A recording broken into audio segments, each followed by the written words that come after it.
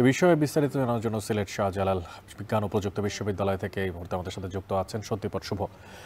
শুভ, আপনার মাধ্যমে জানতে চাই আসলে নির্বাচন এগিয়ে আনার বিষয়ে শিক্ষার্থীরা কি বলছেন, আর সিন্ডিকেট সভা কখন নাগাদ শুরু হতে পারে, কি তথ্য আছে আপনার কাছে?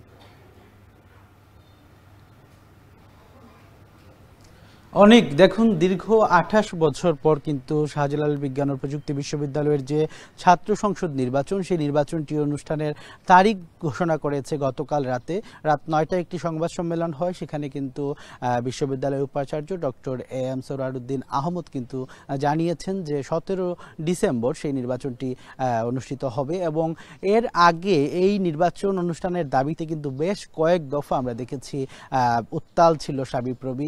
বিশেষ করে আমি যদি বলি, বৃহস্পতিবার রাত থেকে কিন্তু সেই আন্দোলনটি শুরু হয়। তারা বলছেন যে সুস্পষ্ট একটি তারিখ ঘোষণা করতে হবে এবং অবরুদ্ধ করে রাখেন ভিসি সহ প্রশাসনিক কর্মকর্তাদের, এবং তারা কিন্তু ভিসির বাসভবনে পর্যন্ত অবস্থান নেন। এবং আমরা গতকাল রাতেও একই চিত্র দেখেছি। গতকাল সন্ধ্যায় তারিখ ঘোষণার কথা ছিল, এটি বিলম্ব হওয়ায় তারা কিন্তু আবারও অনেকটাই বিক্ষুব্ধ হয়ে যান এবং শিক্ষার্থীদের একাংশ কিন্তু আবারও তারা অবরুদ্ধ করে রাখেন।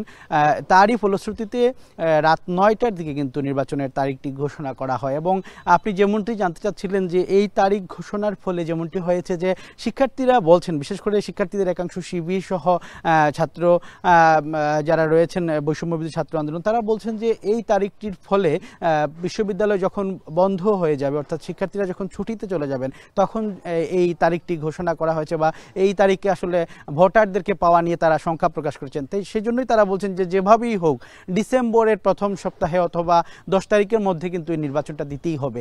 আর এইখানে প্রশাসনের সাথে কথা বলে যেটি জানা গেছে, তারা বলছেন যে তারা ছুটির যে তারিখটি ছিল অর্থাৎ ১৯ নভেম্বর, সেটি তারা পিছিয়ে দেবেন আরও এক সপ্তাহ, যার ফলশ্রুতিতে এই নির্বাচনটি তারা বলছেন যে যৌক্তিক তারিখই হবে। এবং তারপরেও তারা পুনর্বিবেচনার জন্য আজকে কিন্তু একটি আলোচনা হবে আমরা যতটুকু জেনেছি।